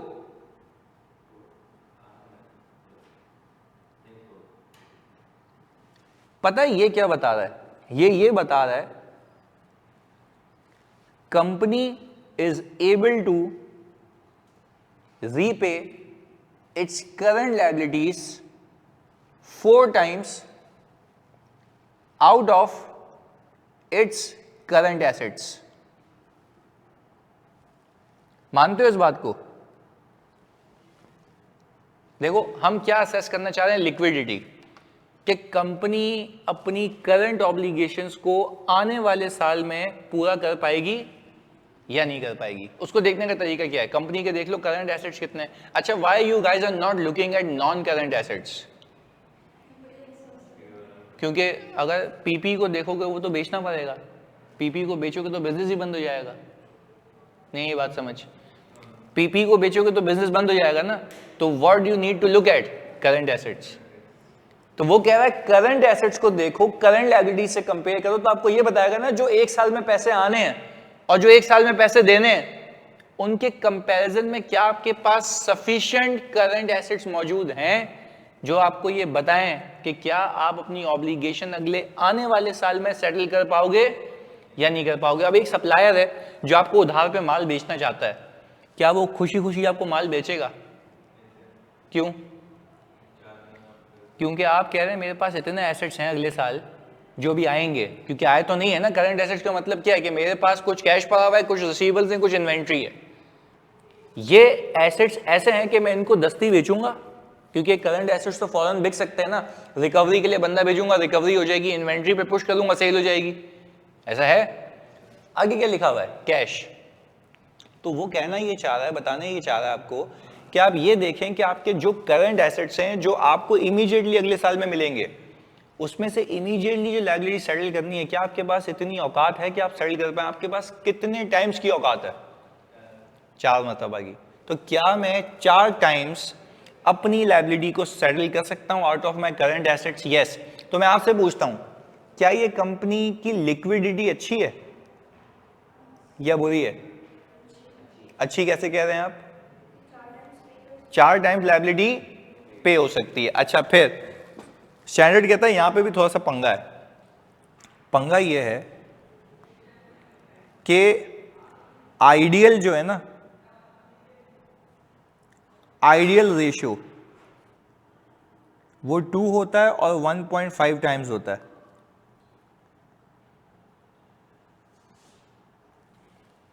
टू होता है और 1 पॉइंट। मैं आपको फिर रीजन दे रहा हूं। आइडियल रेशियो, अच्छा क्यों? वो कह रहा है अननेसेसरली हाई होने का मतलब ये है, मैं फिर बता रहा हूं, आइडियल रेशियो जो है इसका 2 और 1.5 टाइम है। अगेन कह रहा हूं, अननेसेसरली करंट एसेट्स में कैश रखना, इसका मतलब है आपने फजूल में कैश अपने पास रखा हुआ, इसको किसी बैंक में डालो, उसको इन्वेस्ट करो। नहीं बात समझ? देखो, आप लिक्विडिटी के लिए 2 गुना रख लेना अपने पास पैसे, कि यार कोई आफत भी आ गई तो 2 गुना पड़े में पैसे। भाई आइडियल तो 1 भी हो ना, 1 भी है तो समझ आता है कि मैं पे कर लूंगा ना। सारी लायबिलिटी आज ही ड्यू हो जाए तो 1 पे करने की तो औकात है ना, हाँ या नहीं? सेफ साइड पे बफर रख लें, 2 पे आ जाए, 1.5 पे आ जाए, कि अल्ट तक सारे आ जाए एक ही दिन पे तो मैं देने को तैयार हूं। एग्रीड? पर कहने का मतलब ये है कि अगर ये 5 या 6 पे पड़ा हुआ है ना, इसका मतलब है भाई देयर इज समथिंग रॉन्ग। आपने अपने करंट एसेट्स में पैसे फंसाए हुए हैं, आप इसको निकाल के कहीं इन्वेस्ट करें ताकि इससे क्या कमाएं? पैसा। बात समझ आ रही है? तो सही है, आपको एक तो लिक्विडिटी असेस करने के लिए वही वाली बात है कि आप देखें कि मैं अपने करंट एसेट्स में से अपनी करंट लायबिलिटीज को सेटल करने की औकात रखता हूं या नहीं रखता। But at the same time आप ये भी देखें कि ये अननेसेसरीली हाई होना नहीं चाहिए। बात क्लियर है? पक्की बात है? ऑनलाइन जल्दी बताओ, यहां तक क्लियर है? लिक्विडिटी का पहला रेशियो कि you need to assess that whether you can pay your current obligation out of your current assets और नॉट। जल्दी बताओ, क्लैरिटी है? हाँ जी, मनाइल अब्दुल रहमान कह रहे हैं ओके। रबी का क्लियर है? आप लोगों को क्लियर है ये बात लिक्विडिटी वाली? हाँ जी, बाकी बच्चों जल्दी बता दो। Okay good. तो सर हमने ये सीख लिया कि भाई हमारे पास लिक्विडिटी को असेस करने के लिए एक और रेशियो है जिसका नाम क्या है? Current ratio. कॉपी करें इसको जल्दी से, तो फिर आगे चलते हैं।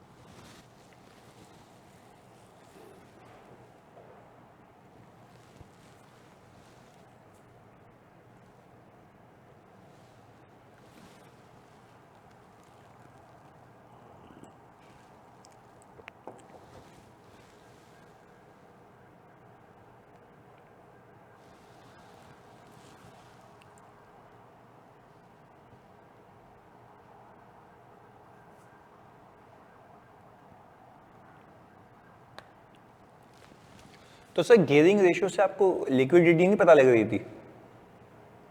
नहीं सर, गियरिंग रेशियो से लिक्विडिटी पता, हाँ गियरिंग रेशियो से ये पता लगता है कि कंपनी में जो पैसे लगे हुए उसमें डेट का पोर्शन कितना है और इक्विटी का पोर्शन कितना है, यानी कितने उधार के पैसे हैं और कितने इक्विटी के पैसे हैं जो ऊपर एसेट्स पड़े हुए हैं हमारे पास।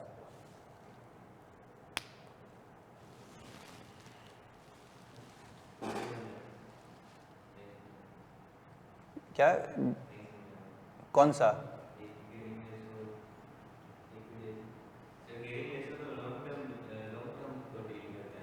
नहीं तो मैंने यही तो पूछा कि क्या गियरिंग रेशियो आपको लिक्विडिटी बताता है? कभी नहीं बताता। गियरिंग रेशियो देख के ये कहाँ समझ आता है कि कितना पैसा पड़ा हुआ है? गियरिंग रेशियो तो ये बताता है कि आपके पास ऊपर जितने भी एसेट्स हैं क्या वो डेट से लेके आए हो या अपने पैसे से लेके आए हो, तो दोनों में फर्क है ना। मेरा सवाल भी यही था कि क्या आपको गियरिंग रेशियो ये बताता है कि कंपनी के पास कितनी लिक्विडिटी है? कभी नहीं बताता। तो लिक्विडिटी को असेस करने के लिए आपने कहां भागना होगा? करंट एसेट्स और करंट लायबिलिटीज में। ये ना आपके सामने कि मैं आपको आज के बाद बोलूं भाई लिक्विडिटी कैसे गेज करोगे, तो आप बोलोगे सर मैं करंट एसेट्स देख लूंगी और करंट लायबिलिटीज देख लेंगे। तो करंट एसेट्स को करंट लायबिलिटी से कंपेयर करके अगर मैं ये देखूं कि मेरे current assets as compare to my current liabilities 2 गुना है, तो क्या ये लिक्विडिटी अच्छी है? आया नहीं? What does this shows? क्या शो कर रही है कि कंपनी के पास 2 times करंट एसेट्स पड़े हुए हैं to settle off current liabilities, तो ये अच्छी बात है। पर अगर 6 गुना हो जाए तो क्या मसला है? अगर 6 गुना करंट एसेट्स आ रहे हैं तो इसका मतलब ये कंपनी ने अपने एसेट्स को आइडल रखा हुआ है, वो सही जगह इन्वेस्ट नहीं कर रही। क्लैरिटी है? तो हमने दोनों चीजें सोचनी है। चलें जी, अब इसी के साथ साथ अगर मैं आपको ये बताऊं कि एक और रेशियो होता है जिसको हम कहते हैं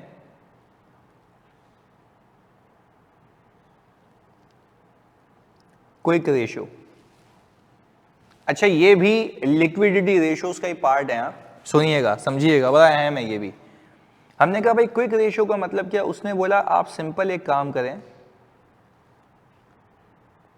करंट एसेट्स को उठाएं, उसमें से माइनस कर दें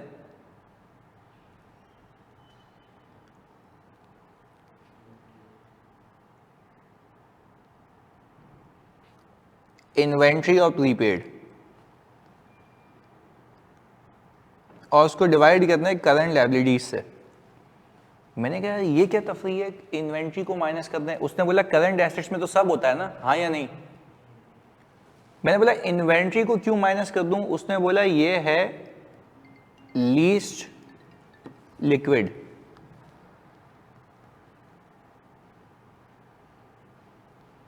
ये क्या है? Least liquid. मैंने कहा ये वाली बात समझाएं क्या हुआ। उसने बोला भाई आप ये देखना चाहते हैं ना कि आपके पास क्विकली लिक्विडिटी, देखो वो भी ऊपर भी लिक्विड रेशियो है, यानी ऊपर भी लिक्विडिटी देख रहे हो, यहां पे कह रहे हो ऐसे लिक्विडिटी देखो कि हो सकता है, तसव्वुर करो कि इन्वेंट्री ना बिके, हो सकता है इन्वेंट्री, मतलब वो कह रहा है you can not force people to buy your inventory, तो क्विकली भी देखो कितने पैसे निकाल सकते हो। तो मैंने कहा सही है यार, ऊपर रेशियो कितना आया था? 4 गुना। और मैंने कहा प्रीपेड क्यों हटाया फिर? तो वो कह रहा है यार प्रीपेड तो इसलिए हटाया उससे पैसे तो नहीं आएंगे, वो तो एक्सपेंस में कन्वर्ट होगा।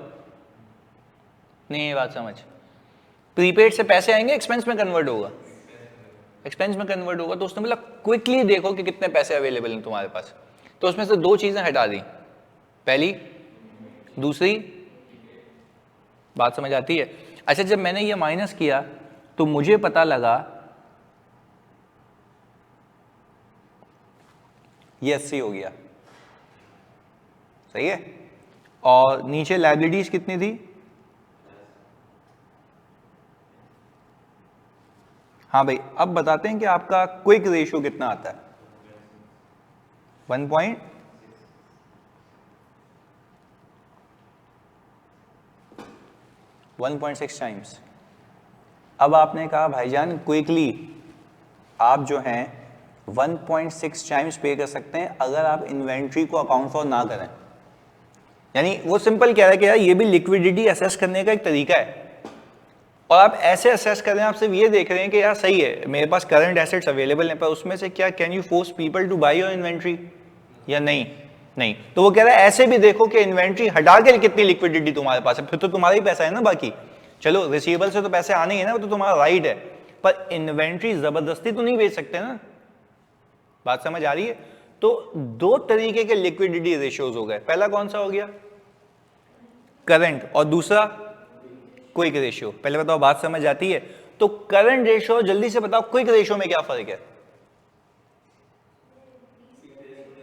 क्योंकि हम करंट रेशियो के अंदर तो सारे करंट एसेट्स लेते हैं और फिर क्विक रेशियो में थोड़े से और कंजर्वेटिव हो जाते हैं कि यार इन्वेंट्री को हटा दो। हम तसव्वुर करें कि इन्वेंट्री को आप फोर्स नहीं कर सकते बेचने के लिए, तो इन्वेंट्री को हटा के देखो जो जेन्युइन पैसा आएगा क्या उससे हमारी औकात है कि हम करंट लायबिलिटीज को पे कर पाएं या ना कर पाएं। कहानी समझ आती है? पक्की बात है। ऑनलाइन में जल्दी बताओ ये कहानी समझ आती है? This is very important, this is very important. जल्दी बताओ कहानी समझ आती है सारे बच्चों? ओके, अब आगे देखें। एक चीज समझने के लिए आपका टेस्ट चाहिए। मैं यहां पे एक ट्रेंड बना रहा हूं, ट्रेंड। आप मुझे बताएंगे, जिससे पूछूंगा वो बताएगा। सही है जी? ऑनलाइन में लो, आप भी अवेयर रहिएगा। मैंने कहा, मैंने यहां पे लिखा करंट रेशियो और दूसरा क्या लिख दिया? Quick ratio. हमने कहा एक ट्रेंड बनाते हैं 2022, 2023 और 2024। सही है? हमने बनाया करंट रेशियो। हमने कहा कि भाई ये था हमारे पास 4, फिर ये हो गया 5.6, 6.8, ये था हमारे पास 1.6, 1.2, 0.8। पहले इसको सोच लें। सही है? हम असेस कर रहे हैं लिक्विडिटी। क्या असेस कर रहे हैं? लिक्विडिटी। ऑनलाइन में लो बात समझ आती है? हम असेस कर रहे हैं लिक्विडिटी। ये आपको वैसे कोई नहीं सिखाएगा क्योंकि मैं प्रैक्टिकली इन हूं तो मुझे पता है। सुनना, करंट रेशियो आपका अच्छा जा रहा है तो अपेरेंटली लिक्विडिटी अच्छी है। अपेरेंटली लिक्विडिटी अच्छी है, इस बात को मानते हो?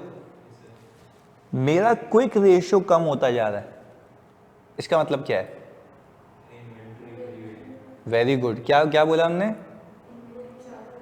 क्योंकि मसला ये है, there are chances that company will be shut down in. नहीं नहीं नहीं, ऐसा नहीं भाई, कंपनी बंद नहीं होगी, इधर शट डाउन नहीं होगी। सुने, ये रेशियो आपको पता है क्या बता रहा है? आपका जो ऊपर करंट रेशियो इंक्रीज हो रहा है ना, वो इन्वेंट्री की वजह से हो रहा है। नहीं यही बात समझ?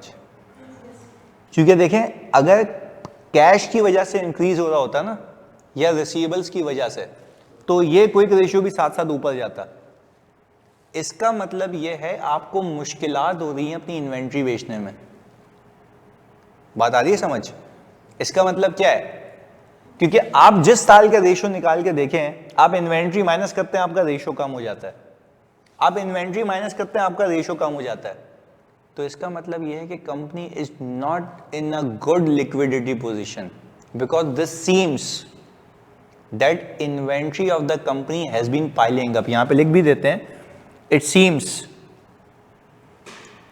seems from the trend that company's inventory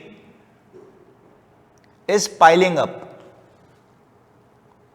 ऐसा ही है। तो हम ये कह रहे हैं ना, अच्छा हमें कैसे पता लग रहा है? हम नजूम ही है कि हमें पता लग रहा है कंपनी की इन्वेंट्री जमा होती जा रही है? कंपैरिजन से पता लग रहा है। तो देखो, आपको इन्वेंट्री का डेटा भी नहीं दिया मैंने, पर आपको सोचने का सलीका दे दिया कि देखो कैसे पता लग रहा है मुझे इन्वेंट्री जमा होती जा रही है। बात समझ आ रही है? क्योंकि देखो, अगर देखो फॉर एग्जांपल अगर दोनों ग्रो हो ना साथ साथ, तो कंपनी की लिक्विडिटी पोजीशन अच्छी है। पर एक रेशियो ऊपर जा रहा है, दूसरा रेशियो नीचे आ रहा है। दैट मींस कि हमें ये बात पता होनी चाहिए, हम एग्जाम में भी ये बात रखेंगे, प्रैक्टिकल लाइफ में भी, कि when we are assessing the liquidity of the company, we don't need to look at current ratio only. हमें किसको और देखना होगा? क्विक रेशियो को। तो पहले बताओ, आपको क्लियर पिक्चर नजर आती है? तो इसमें हम ये भी तो लिख सकते हैं तुम लोगों की याद दहानी के लिए, क्योंकि तुम लोगों को लिखने के लिए मटेरियल होना चाहिए, तो हम ये भी तो लिख सकते हैं, there is a risk that inventory might have been impaired and no NRV loss has been booked by the company। क्या मैं सही कह रहा हूं कि भाई ये इन्वेंट्री जमा होती जा रही है, नहीं बिक रही, तो इसका मतलब क्या कि आपको अपनी प्राइस कम करनी पड़ेगी, और प्राइस कम करने की वजह से आपकी एनआरवी, क्योंकि एनआरवी का मतलब क्या होता है, fair value less cost to sell, तो अगर आपकी इन्वेंट्री नहीं बिकती तो आप क्या करते हैं, प्राइस कम करते हैं, तो आपको नुकसान होता है, तो वो एनआरवी लॉस बुक कर लेना चाहिए ना। अब मुझे आप बात बताओ, क्योंकि जब मैं ऑडिट पढ़ाता हूं ना तो मैं उसमें यही फैक्टर्स इनकॉर्पोरेट कर रहा होता हूं कि आपको कैसे पता लगेगा कि यहाँ पे मसला है, तो ये रेशो निकाल के समझ आता है कि यार अगर ये करंट रेशियो ऊपर जा रहा है तो वाह भाई वाह, लग रहा है कि कंपनी की लिक्विडिटी बेहतरीन है, but again eight the same time if I look at quick ratio, तो कंपनी की लिक्विडिटी बेहतर लग रही है या वर्स होती जा रही है, और वर्स की वजह क्या है, inventory. And why you are saying inventory, क्योंकि अगर इन्वेंट्री आप माइनस कर रहे हैं तो ही तो ये रेशियो कम आ रहा है ना भाई, जब जब इन्वेंट्री माइनस करो तब ये रेशियो क्या हो रहा है, कम हो रहा है। बात समझ आ रही है? तो दैट मीन्स कि ये बात वाज़ेह तौर पे मुझे नजर आ रही है कि ऊपर करंट रेशियो में इजाफे की वजह सिर्फ इन्वेंट्री है, जो कि जमा तो होती जा रही है बट मैं इसको बेच नहीं पा रहा। बात समझ आती है? तो इस क्लास को यहाँ तक रखते हैं, यहाँ तक करके आना और फिर कल हम इसी के ऊपर बनाए हुए सवाल करेंगे। यानी आपको सवाल दूंगा, सीएफओ कह रहा होगा भाई मेरे मानने में ये रेशियो अच्छा है, तो आपको बोलेगा चैलेंज करो उसको कि क्या ये सही कह रहा है या नहीं कह रहा। बात समझ आती है? तो पहले बताओ, क्विक रेशियो, लिक्विडिटी रेशियो समझ आते हैं कि लिक्विडिटी का मतलब क्या है कि कंपनी की पेइंग कैपेसिटी कितनी है, और paying capacity of what, debt और करंट लायबिलिटीज, करंट लायबिलिटीज। बात समझ आती है जी? हमने नहीं, अब गलत ना, अगर देखो सवाल क्या आया बच्चों कि ये भी हो सकता है कि रीपे ज्यादा कर दिया, तो बेटा रीपे कर लिया तो करंट रेशियो भी कम होता ना,